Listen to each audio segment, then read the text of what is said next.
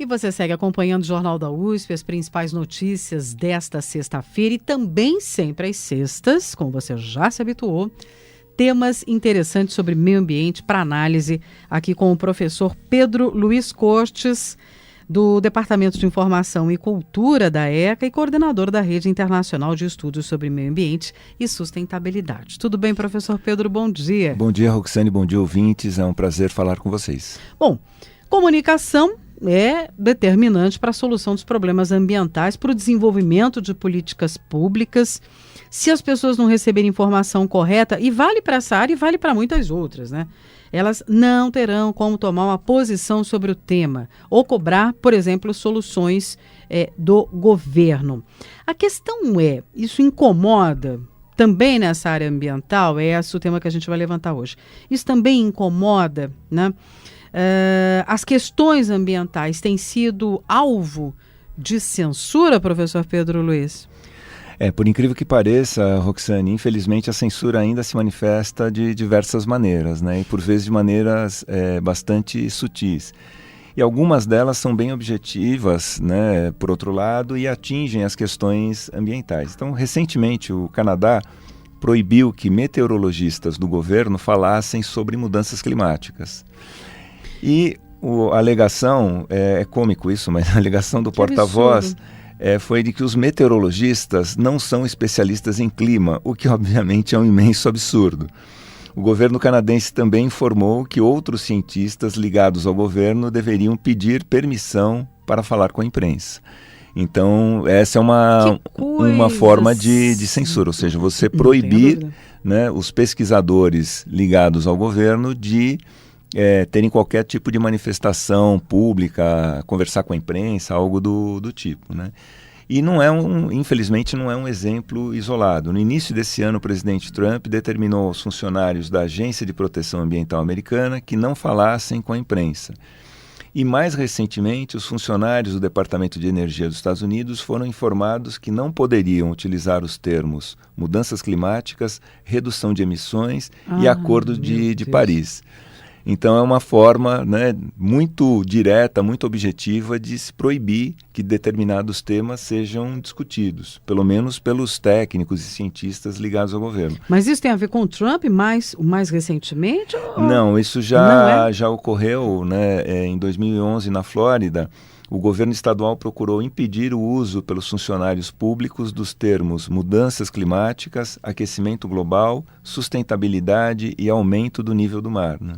Então não se trata de discutir posições divergentes, como por exemplo sobre mudanças climáticas ou aquecimento global, né, se a pessoa é contra ou a favor, se acredita ou não acredita, mas de proibir o uso desses e de outros termos. Isso procura eliminar, né, como eu disse, qualquer possibilidade de discussão de certos temas e vai abrindo precedentes cada vez mais perigosos, né? Então, obviamente, isso faz parte de uma estratégia de desinformação e de censura.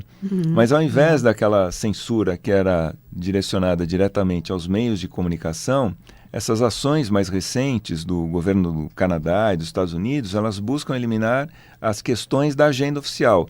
E há nessas ações uma tentativa de retirar de pauta a discussão desses temas. A gente fica se perguntando onde é que está a origem de uma questão como essa. Quer dizer, o assunto realmente incomoda porque há interesses econômicos importantes por trás disso. Sem dúvida, um dos motivos é o interesse econômico, né? Como fica muito claro nas decisões do governo Trump. Ou seja, de tentar priorizar o uso do carvão, né? Negar a possibilidade do aquecimento global, enfim, caminhar na contramão aí de uma série de iniciativas que vêm sendo tomadas de longa data já internacionalmente, tendo em vista aí interesses, né, de grupos econômicos que se sentem prejudicados com essas iniciativas, né? E é interessante verificar também que há outras formas de se fazer isso, né? Como não é só essa forma tão evidente assim de proibir os funcionários ou técnicos tão escancarada, né? É muito importante que a gente fique alerta, porque essa prática pode ocorrer de uma maneira direta, né, como eu disse, mas também há formas dissimuladas. Uma forma de fazer isso é substituindo o uso de termos inconvenientes em informações oficiais por outros termos mais palatáveis à opinião pública. É o que eu chamo de opção semântica. Por exemplo, durante a crise hídrica, o governo evitava o uso do termo racionamento, né?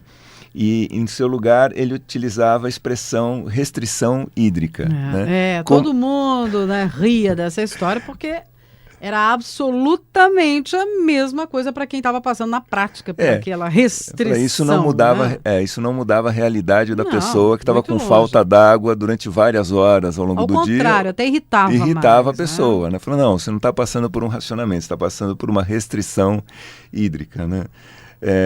E no caso da Flórida, a sugestão era de que o termo aumento do nível do mar fosse substituído por inundações inconvenientes, né? Quer dizer, como se fosse alguma coisa transitória, alguma coisa passageira.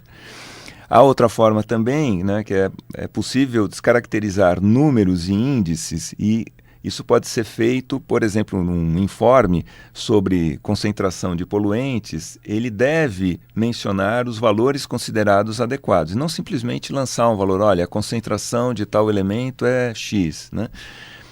Sem uma referência, uma pessoa que não é especialista no assunto, ela ficará sem saber se essa concentração é boa ou é ruim, ou é aceitável. Tal. Então, essas são algumas das estratégias de desinformação ambiental, né, que estão percorrendo aí o nosso dia a dia.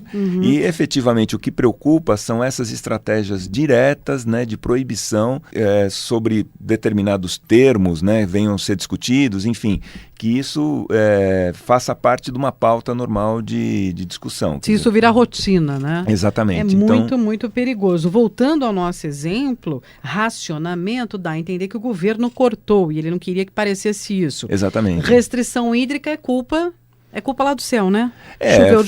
Choveu menos. Então, assim como ocorreu também com o volume morto, ele passou a ser chamado de reserva técnica, né, que não era o termo original, né? Na verdade, aquilo nunca foi uma reserva para uso. A gente usou por uma série de dificuldades, aí já não tinha mais de onde tirar água, então usou o volume morto. Mas era um termo que não agradava ao governo, então ele preferia usar reserva técnica. Né? Tudo bem, muito bem. Pode ser uma técnica, como você explicou aqui para a gente, muito clara ou até dissimulada, de deixar que as pessoas não compreendam todo o contexto. Sim. E é exatamente contra o que se quer hoje, né? Mas olha, é importante a gente destacar que está todo mundo muito ligado e as pessoas percebem esse tipo de manipulação. Com certeza. Também isso. Com certeza. Né?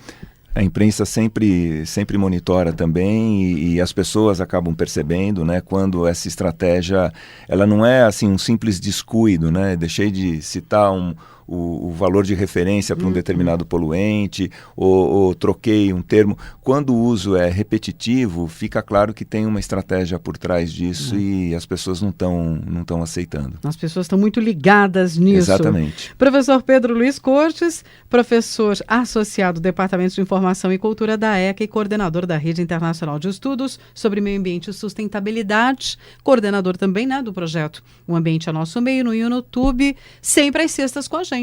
Mais uma vez participando aqui do jornal. Obrigada, professor. Eu que agradeço. E até a próxima. Até a próxima. Um bom dia a todos.